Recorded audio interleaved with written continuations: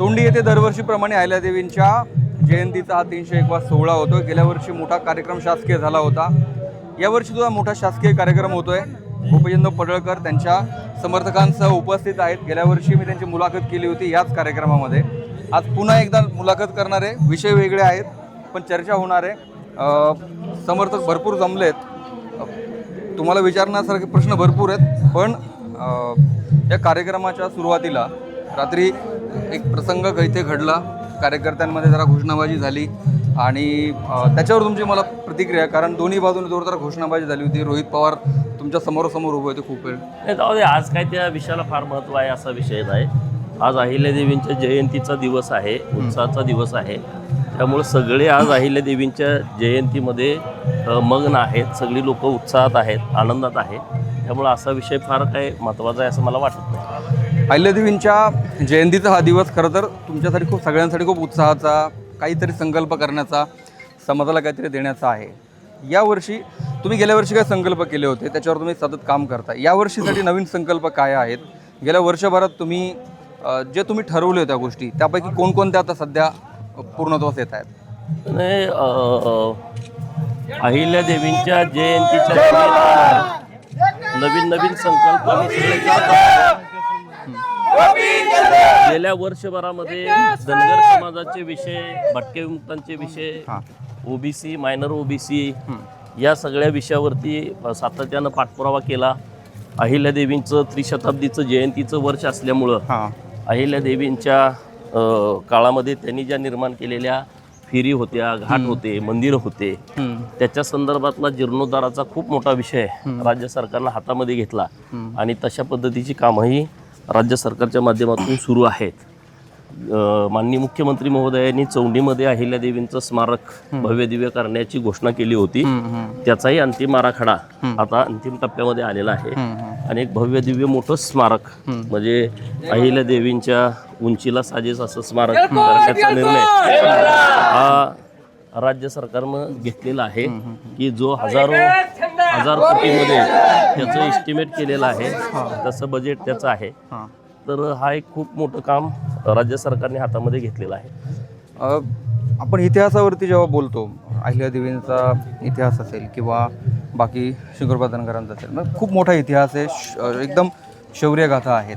हा इतिहास आजपर्यंत कधी शाळेतून पाहायला मिळाला नाही, शाळेच्या पुस्तकांमध्ये दिसला नाही। आज आम्ही तीच मागणी करणार आहे की अहिल्यादेवींचं चरित्र अभ्यास झाला पाहिजे, त्याच्यावरती एखादी समिती गठीत झाली पाहिजे आणि पूर्ण इतिहास म्हणजे पूर्ण होळकरशाहीचा इतिहास हा लोकांच्या समोर सरकारच्या माध्यमातून आला पाहिजे, अशा पद्धतीची मागणी आज आम्ही लावून धरणार आहे। कारण इतिहास जर आला तर म्हणजे बाकी सगळ्या महापुरुषांचा इतिहास सतत पुस्तकांमध्ये होता म्हणून पिढीला तो माहिती आहे। हा इतिहास माहिती नाही आहे, शंकरबा धनगरांचा माहिती नाही आहे। आज तुम्ही आता तुमचे भरपूर लोक समोर आहेत, शेकडो लोक शेवटपर्यंत सोबत आहेत, तर त्यांच्यासमोर तुम्ही हे सगळा इतिहास समोर आणण्यासाठी काय शब्द देणार आहात? नाही, आता आज इथं माननीय मुख्यमंत्री साहेब येणार आहेत, उपमुख्यमंत्री आहेत, मंत्रिमंडळातील अनेक दिग्गज मंत्री आज अहिल्यादेवींना अभिवादन करण्यासाठी येणार आहेत। अभिवादन झाल्याच्या नंतर मोठी अभिवादन सभा असते, त्या सभेमध्ये मी काही विषय आज सर्व लोकांच्या साक्षीनं सरकारकडे मांडणार आहे।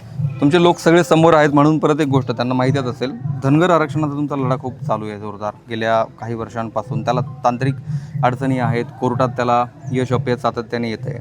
दसरा मेळाव्यात तुम्ही घोषणा केली असेल, कदाचित सगळ्यांना पण ती माहिती असेल की मी शेवटची ताकद आपल्या सुप्रीम कोर्टात एक पर्याय आहे तिथं लावणार आहे। पडळकर म्हणाले होते की मी शेती विकावी लागली तरी चालेल पण मी तिथे वकिलांची फौज उभी करून काल त्यांनी रविवारी पहिली बैठक घेतली, सुप्रीम कोर्टात वकील लावलेत। हा सगळ्यांना इथल्यांना पण कळू द्या, स्टेटस काय आहे? धनगर समाजाच्या आरक्षणाचा विषय हा आमचा सर्वात महत्त्वाचा विषय आहे। याच्यापेक्षा दुसरा महत्त्वाचा विषय धनगर समाजासाठी कोणताच नाही आणि म्हणून या आरक्षणाची अंमलबजावणी होण्याच्या दृष्टिकोनातून जे काही करावं लागेल ते करायची तयारी आमची आहे आणि त्यामुळं तशा पद्धतीचा प्रयत्न आमचा सुरू आहे।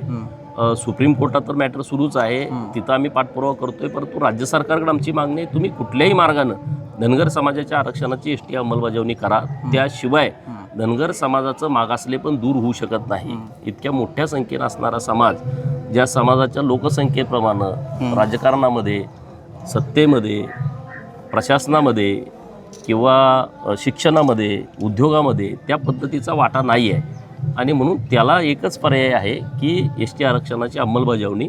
त्यामुळं तो विषय आमचा सर्वात अजेंड्यावरचा 1 नंबरचा विषय आहे आणि त्यासाठी जे काय करावं लागेल ते गोपीचंद पडळकर करणार, तिथं कुठंही मागं पडणार नाही. कारण अनेक लोक रस्त्यावर उतरतात, त्यांना असं वाटतंय की यात सरकार आपल्या बाजूने नाही आहे, हायकोर्टात आपला पराभव झाला आहे, आंदोलन करूनही मागणी आपली मंजूर होत नाही आहे. नाही, प्रत्येकाला ज्याला त्याला अधिकार आहे लोकशाहीच्या माध्यमातून आंदोलन करण्याचा. धनगर समाज रस्त्यावरची लढाई लढतोय, धनगर समाज कोर्टाची लढाई लढतोय, धनगर समाज राज्य सरकारकडे पण पाठपुरावा करतोय. ज्या मार्गाने आरक्षणाची अंमलबजावणी होईल तो मार्ग समाज पत्करतोय आणि त्याला सगळ्या गोष्टीला आमचं समर्थन आहे. तुम्ही सरकारमधले आमदार आहात, मुख्यमंत्र्यांचे खास आहात, मुख्यमंत्र्यांचा तुमच्यावर खूप विश्वास आहे आणि तुम्हाला ते खूप बळ देतात.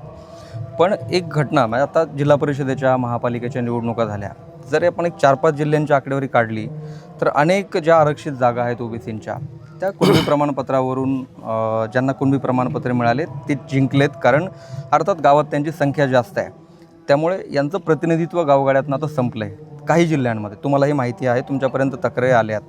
तर याच्यावर तुम्ही काय करताय? सरकारमधले आमदार आहात तुम्ही. बघा, ज्यांच्याकडं खरीच कुणबी ओरिजिनल नोंद आहे त्यांच्याकडे दाखला, त्याबद्दल आपला आक्षेप नाही आहे. परंतु बोगस दाखले काढून अनेक लोक या सगळ्या प्रक्रियेमध्ये घुसलेले आहेत, त्याच्यावरती आमचा आक्षेप आहे. आणि जे सगळे विषय आमच्या समोर आले त्यांच्याबद्दल आम्ही तक्रारी योग्य ठिकाणी केलेल्या आहेत आणि ते बोगस दाखले रद्द करावेत, त्यांच्यावरती फौजदारी गुन्हे दाखल करावे आणि ओबीसी वरती जो अन्याय झालेला आहे तो दूर करावा, यासाठीच आमचा प्रयत्न सुरू आहे.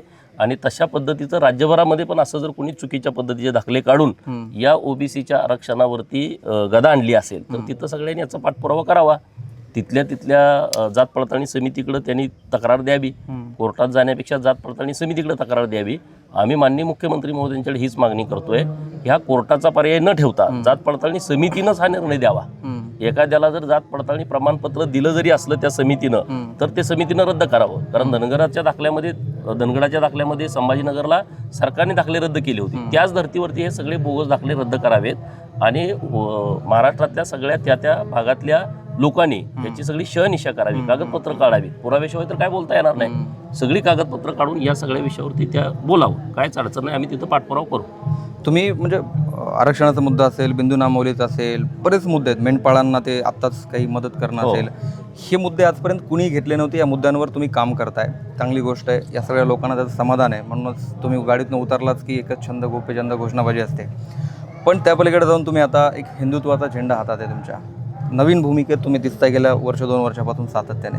अहिल्यादेवींचं जे काम पुढं घेऊन जायचं ठरवलं आहे. कारण अहिल्यादेवींनी जे काम केलं आहे ते छत्रपती शिवाजी महाराजांच्या पश्चात हिंदू धर्माच्या रक्षणाचं फार मोठं काम केलं. परंतु अहिल्यादेवींना जातीमध्ये बांधलं गेलं. अहिल्यादेवींचं कामच लोकांच्या समोर आलं नाही. आणि जेव्हा हा सगळा विषय समोर आला की बाबा नो, मोगलांनी जी आक्रमणं केली ती कुणावरती केली? हिंदूंच्या ज्या अस्मिता आहेत, हिंदूंच्या अस्मिता काय आहेत? आमचे महापुरुष आणि आमची देवदेवता. तर देवदेवतावरतीच त्यांनी अटॅक केला. मंदिरांची तोडफोड करणं, मूर्तींची तोडफोड करणं म्हणजे धर्मावरतीच संकट आणायचं. म्हणजे लोक ना उमेद होतात आणि मग लोक गुलाम बनतात. ही पॉलिसी मोगलांनी वापरली आणि त्याला सर्वात जास्त विरोध देशात कुणी केला असेल तर तो अहिल्यादेवीने केला, सुभेदार मल्हारराव होळकरांनी केला आणि अखंड देशातली मंदिरांचा जीर्णोद्धार केला. एकमेव महाराणी असे आहेत, कोण आहे सांगा ना नाव? देशामध्ये असं कोणाचं नाव तुम्ही सांगू शकत नाही की अखंड देशभर ज्यांनी काम केलेलं आहे. अरे मग अहिल्यादेवीनंच धर्माचं रक्षणाचं काम केलं असेल, अहिल्यादेवीने मंदिरांचा जीर्णोद्धार केला असेल, नुसत्या मंदिरांचा जीर्णोद्धार नाही, जेव्हा जेव्हा हिंदू धर्म संकटात आला तेव्हा संरक्षणाचा पदर अहिल्यादेवीने धरलेला आहे. आणि म्हणून तेच छत्रपती शिवाजी महाराजांचं काम, तेच अहिल्यादेवींचं काम आहे. ते प्रत्येकाने पुढं घेऊन जाण्याची आवश्यकता आहे. धर्मवीर संभाजी महाराजांनी स्वतःचं बलिदान दिलं, धर्म बदलला नाही. धर्म बदला औरंगजेबाची जेव्हा मागणी होती, नाही मी धर्म बदलू शकत नाही, म्हणजे ते स्वतः जीव देत आहेत. आणि मग आपण तर त्या विषयावरती काम केलं पाहिजे, ही भूमिका घेऊन आता आम्ही त्या विषयामध्ये गेले 2 वर्ष मी काम करतोय. आता महाराष्ट्रामध्ये पुतळ्यांचं खूप आहे, म्हणजे अहिल्यादेवींचा पुतळा कुठे असेल, शिवरायांचा पुतळा कुठे असेल, पुतळ्यावरनं राजकारण खूप महाराष्ट्रामध्ये होताना आपल्याला दिसतंय. यावर जरी तुम्ही कधी आतापर्यंत व्यक्त झालेलं नसलात तरी तुम्ही सगळ्या घडामोडी बघताय. यावरनं अनेकदा मेंढपाळांवर हल्ले, कुठंतरी मनात असूया ठेवून, राग ठेवून ह्या घटना खूप वाढत आहेत. खूप प्रमाण हे वाढलेलं आहे. दर दिवशी कुठल्या तरी मेंढपाळांचा फोन येतो की काही कारण नसताना, म्हणजे मोकळ्या रानात गेले त्या मेंढपाळांना मारलं, कुठं बंधाऱ्यात पाणी प्यायला गेले तिथं मारलं, रस्त्यावरने जाताना मारलं, आणि मारलं म्हणजे जीव घेणं मारलं जात आहे. आणि हे खरं तर काही कारण पण नाही. अरे बरं, समजा एखाद्या मेंढपाळांच्याकडून काही चुकून तुमचं पिकाची नासधूस झाली, ते भरून द्यायला तयार आहेत ना, पण तरी सुद्धा मोठ्या प्रमाणामध्ये मारहाण होतीये. हे चांगलं नाही आहे. आणि म्हणून आम्ही सरकारकडे मागणी पण करतोय की मेंढपाळांच्या संदर्भातला एक चांगला कडक कायदा सरकारने अंमलात आणण्याची आवश्यकता आहे. पुतळ्याचा जो विषय आहे, तर पुतळ्याच्याबद्दल कुणाचंच दुमत नाही, परंतु पुतळ्याची क्वालिटी काय असली पाहिजे, पुतळा नेमका कुठं बसवला पाहिजे, वादग्रस्त जागेवरती पुतळा बसवण्याची गरज काय.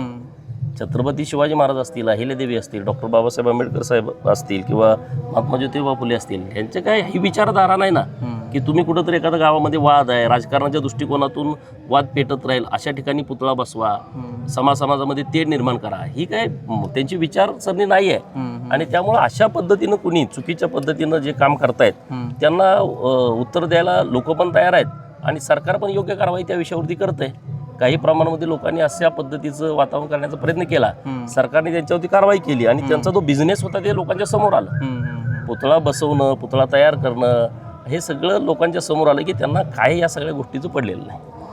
सगळ्या तुमच्या समर्थकांसमोर त्यांच्या मनातले प्रश्न आपण विचारले तसं गृहीत धरू. आज अहिल्यादेवींच्या जयंतीनिमित्त त्यांना पुन्हा एकदा अभिवादन करू. आणि या मुलाखतीत तुम्ही बोललात त्याबद्दल खूप आभार.